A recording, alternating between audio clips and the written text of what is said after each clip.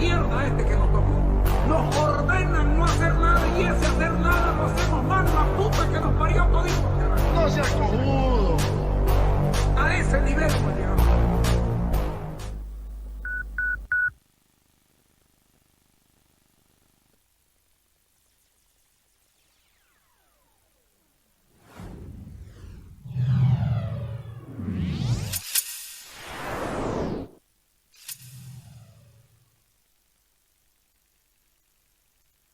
Buenas noches, martes 24 de enero del año 2023. Regálame unos segundos que volvemos al tiro.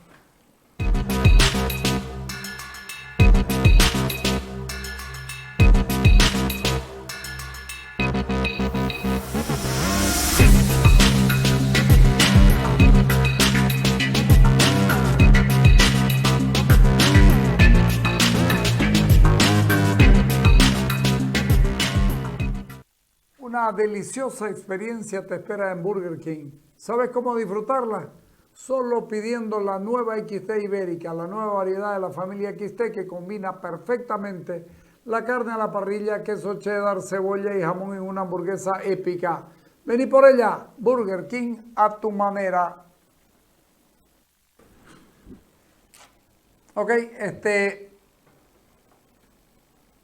Día del Estado Plurinacional, el día más mentiroso del país, porque no existe un día del Estado Plurinacional, el que crearon ellos para darle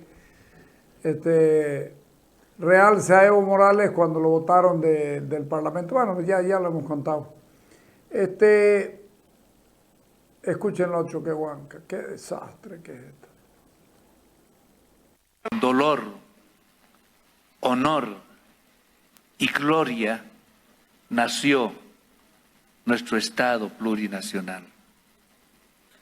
Y hoy celebramos el aniversario de ese Estado plurinacional de Bolivia, consagrado así en nuestra histórica Constitución Política del Estado del año 2009.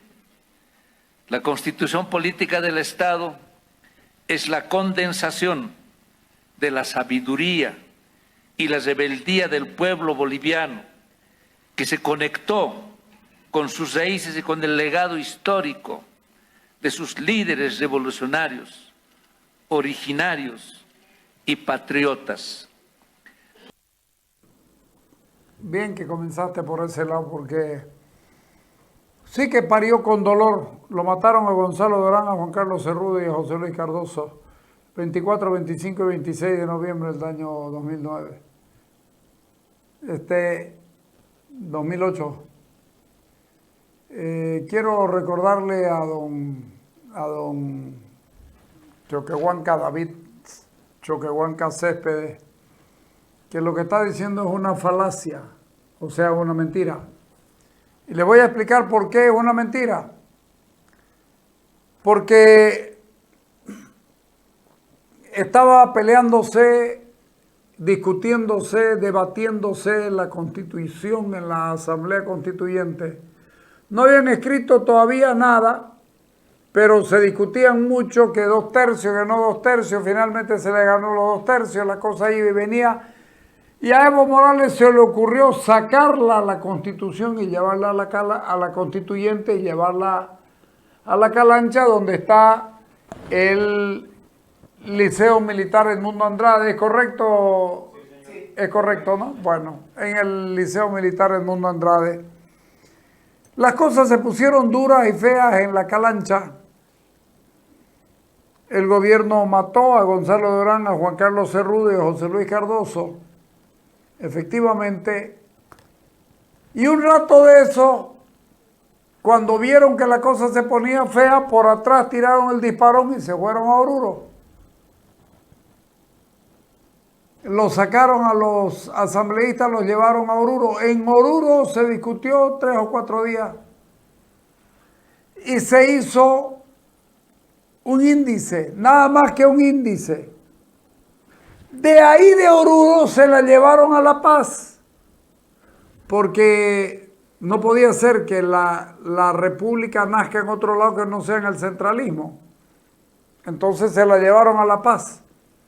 En La Paz era un menjunje que no tiene idea.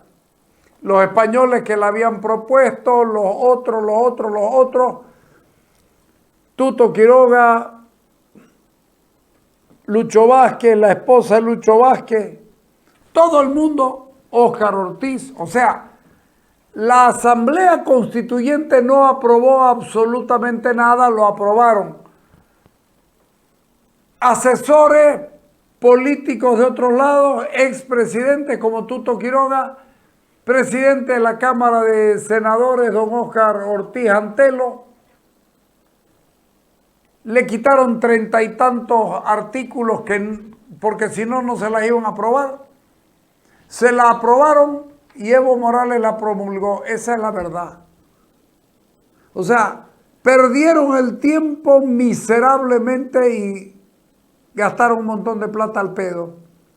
Pudo haber sido una buena idea. Nosotros apoyamos de entrada que haya una asamblea constituyente, porque nos parecía muy bueno desde el programa, digo. Todavía hacíamos Sin Letra Chica. Y ese es el todo. O sea, lo que está diciendo don David Choquehuanca, que era canciller, es mentira. No se la parió así sí, como que hubo dolor, claro que sí, 3 muertos no es poco. Pero no tiene nada que ver ni los indígenas, ni los indígenas, ni los originarios, ni sus antepasados, nada, absolutamente nada. Está mintiendo don David Choquehuanca. Entonces ya no me da la gana de seguir escuchándolo, pongámoslo al presidente Arce. Hermanos, quiero hacer énfasis en un compromiso que habíamos asumido, que también estamos cumpliendo y que es muy importante para nuestro país, al que antes de nuestra revolución democrática y cultural había sido condenado a ser proveedor de materias primas.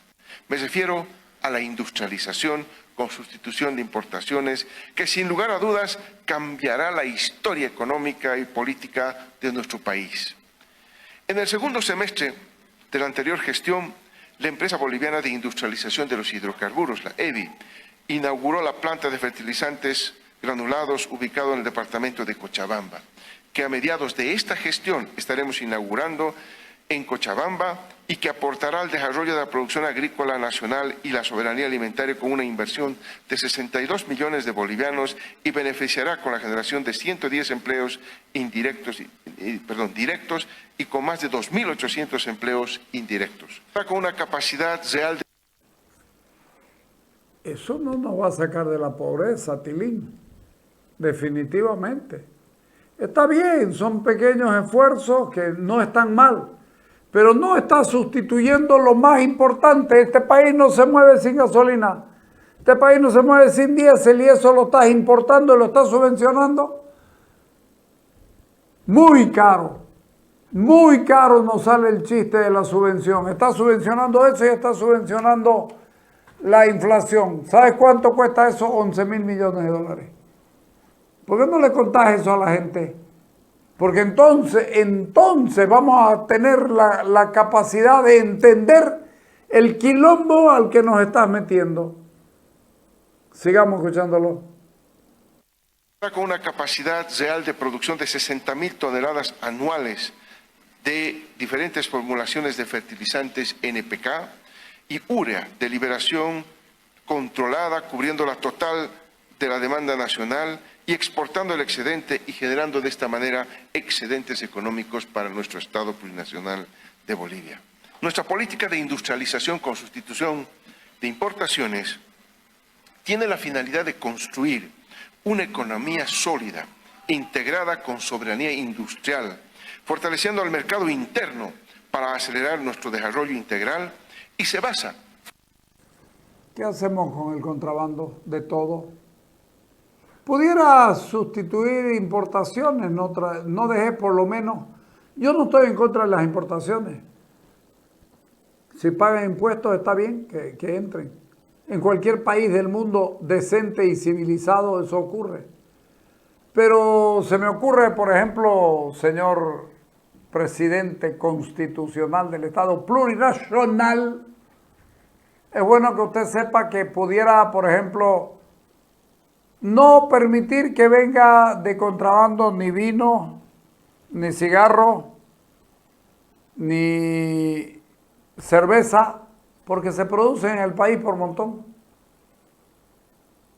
Eso, el que quiera comprar, tomarse una botella de cerveza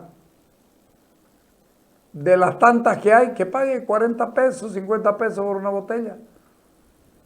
Supongo que si es su gusto la va a pagar, pero la paga a menor precio que la producida aquí, por decir algo.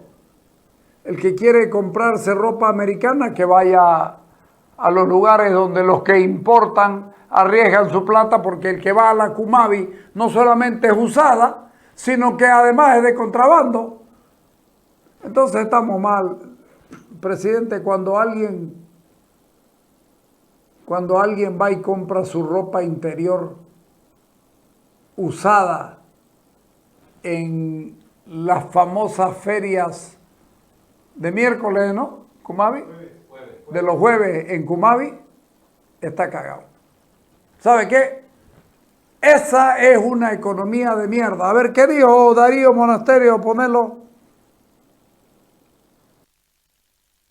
Vemos que el presidente maneja muy bien los números, es decir, en cuanto a comparar situaciones parciales con situaciones parciales de anteriores periodos, y justamente también está basado su discurso en una comparación con el año de pandemia y el año 2021, que es posterior a la pandemia, o sea, recién saliendo de la pandemia, en donde él muestra que el 2022 no fue mejor que el 2021 en algunos aspectos que tampoco tienen mucha relación con la gestión económica del Estado, del gobierno, como por ejemplo el tema de las exportaciones, gracias al precio y a la producción de la agroindustria, de las exportaciones no tradicionales, y adicionalmente también al precio del gas, del petróleo, que subió a nivel mundial y que incide en el precio del gas que exportamos, pero que las cantidades más bien han ido disminuyendo lentamente en el transcurrir de los años, ¿no?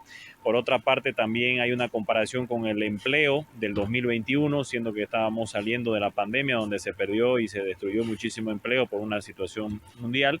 Y obviamente que también hay mucho en esas estadísticas, mucho de subempleo o empleo precario, en su gran mayoría empleo informal que no tiene seguridad social para el trabajador, ni tienen tampoco ahorro para la jubilación futura, ¿no?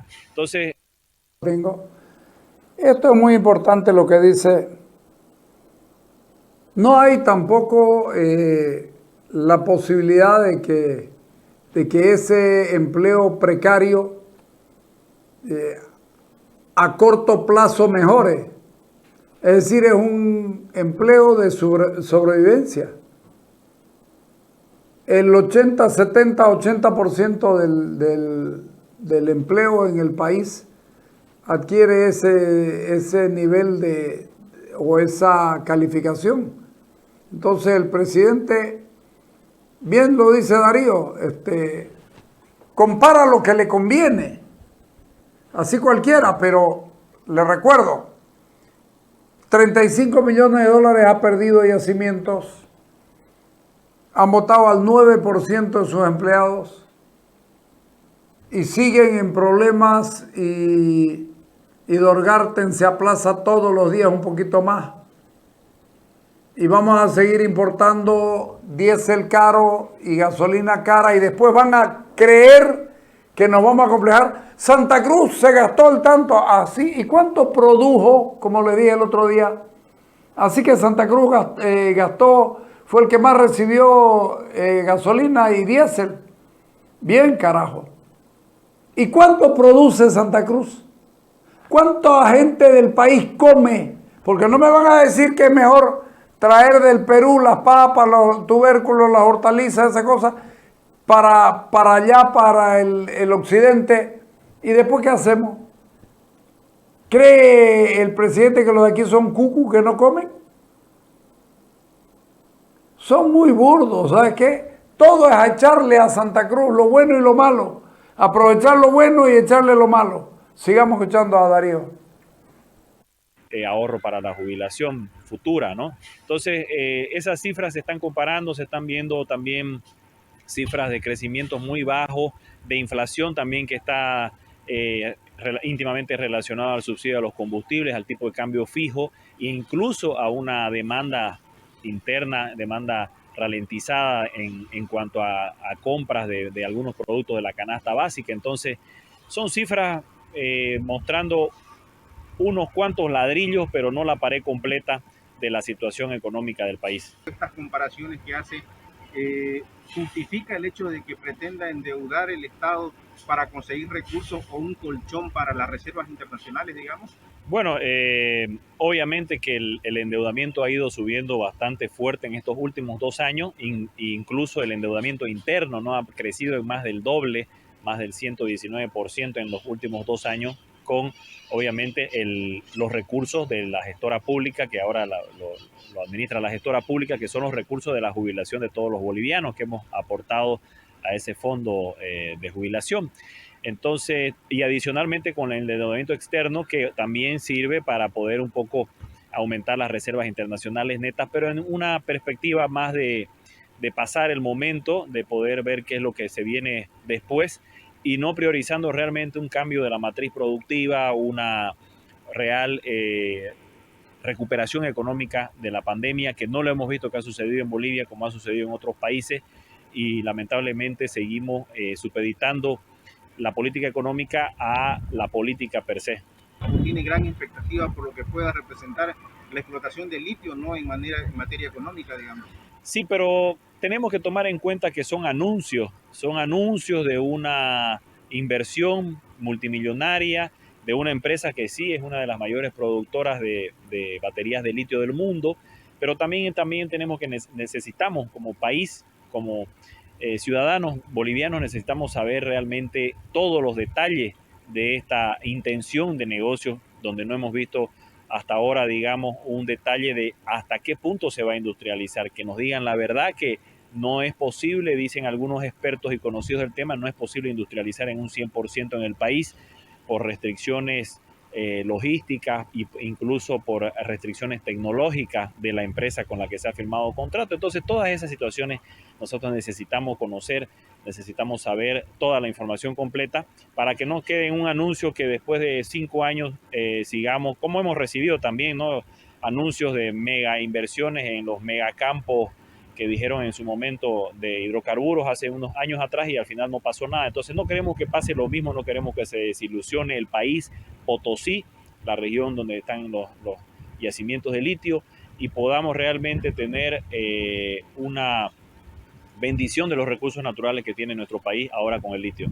Es lo que realmente al final de cuentas sucede con los temas de la administración de las empresas estatales como botín político.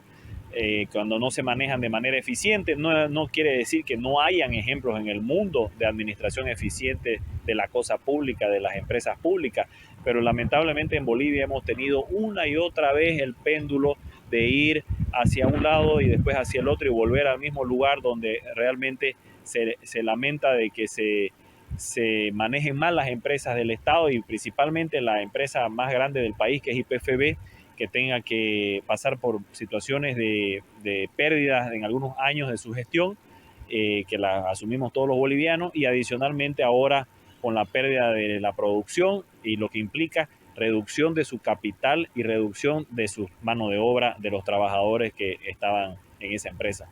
Ante esta situación de YPFB, se decía la gallina de los huevos de oro, digamos.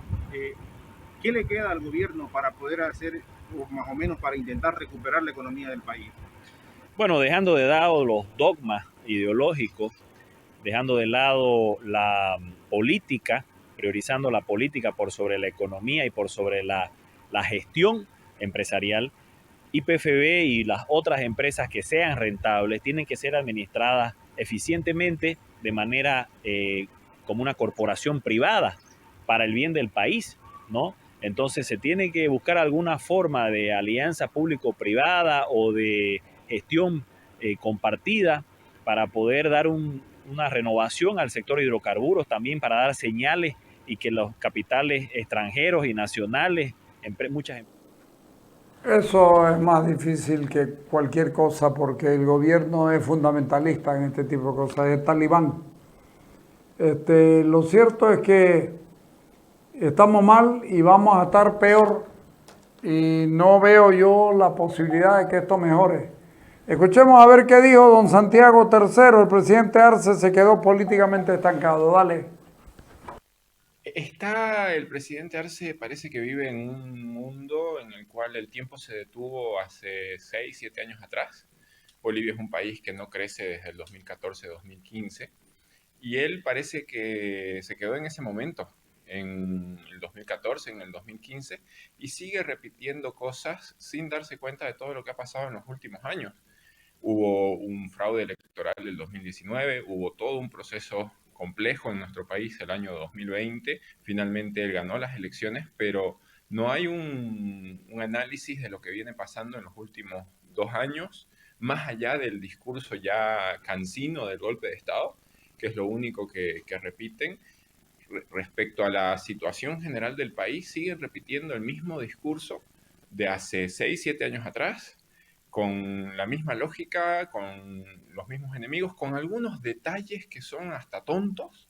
Meterse a hablar del Perú, por ejemplo, no tiene nada que ver con Bolivia y ya eso inclusive ha generado un impacto en la Cancillería peruana que reclama fuertemente la intervención, la injerencia, en realidad es el término correcto, de los bolivianos, de las autoridades bolivianas en lo que sucede en un país vecino como es el Perú. Y realmente no hay un análisis de lo que viene pasando en las últimas semanas, en los últimos meses en el país. Realmente el presidente Arce parece que gobierna para el pasado y para una porción muy pequeña del país. Políticamente el presidente Arce no está preparado para gobernar el país. Él no se entiende a sí mismo entre si es un rol técnico, si él sigue siendo ministro de Economía de Evo Morales o si ya es presidente de Bolivia. Y como presidente de Bolivia hay situaciones y demandas actuales que el presidente no está atendiendo, está haciendo oídos sordos. Ya lo vimos con el conflicto del censo el año pasado, lo vemos ahora con toda la situación de los presos políticos que mantiene su gobierno, porque es su gobierno el que tiene los presos políticos más relevantes. No digo que el gobierno de Evo Morales no haya tenido presos políticos, pero el gobierno de Luis Arce tiene presa a la expresidenta Yanine Áñez, a varios de los ministros que la acompañaron. En este momento mantiene preso al gobernador de Santa Cruz y no sabemos a quién más. Y realmente este país se ha vuelto de una inseguridad tremenda en términos políticos, porque cualquier persona con una opinión distinta corre riesgo de sufrir una persecución judicial por las opiniones que expresa o las posiciones políticas que tiene. ¿Cuán riesgoso esto es para el ambiente social que se tiene actualmente en Bolivia? Tremendamente riesgoso porque vivimos en una escalada del conflicto, en una situación en la cual una población importantísima para Bolivia, como es el departamento de Santa Cruz, se siente golpeada, no escuchada, con su autoridad departamental detenida en la cárcel de máxima seguridad de Bolivia. Realmente no se ve un futuro claro y el riesgo es muy grande. Tomando en cuenta que existe una fisura interna en el movimiento socialismo que sin duda se ve que le está afectando al gobierno, ¿cómo nos proyectamos de aquí a terminar la gestión del presidente Arce? Una realidad que vivimos en este momento es que el movimiento al socialismo, o al menos los líderes Evo Morales y Luis Arce, que tienen claramente una disputa interna, ya entraron en una campaña política para las elecciones del 2025. Nos faltan 2 años y medio, más de 2 años y medio para esto, pero ellos ya se están vislumbrando y claramente no tienen un acuerdo entre si irá uno o irá el otro o darán paso a una nueva generación. Realmente parece que hay un egoísmo muy grande entre las dos figuras que en este momento son quizás las más emblemáticas, el expresidente Evo Morales, 14 años en el gobierno, y Luis Arce, actualmente ya 2 años en Muy bien, muy bien. Muy poco serio. El presidente está en otra. Vamos a ir al corte. Cuando volvamos vamos a tocar el tema esto del maravilloso cabildo que tenemos que hacer mañana entre todos. Esto lo hacemos entre todos o sale mal. Y le voy a poner al presidente en la calle. ¿Sabes para qué? Para que nos dé envidia, para nada más. La claridad del muchacho ese. Porque el muchacho tiene 40 y tantos años. Mierda. Dale, ponelo. Vamos al corte.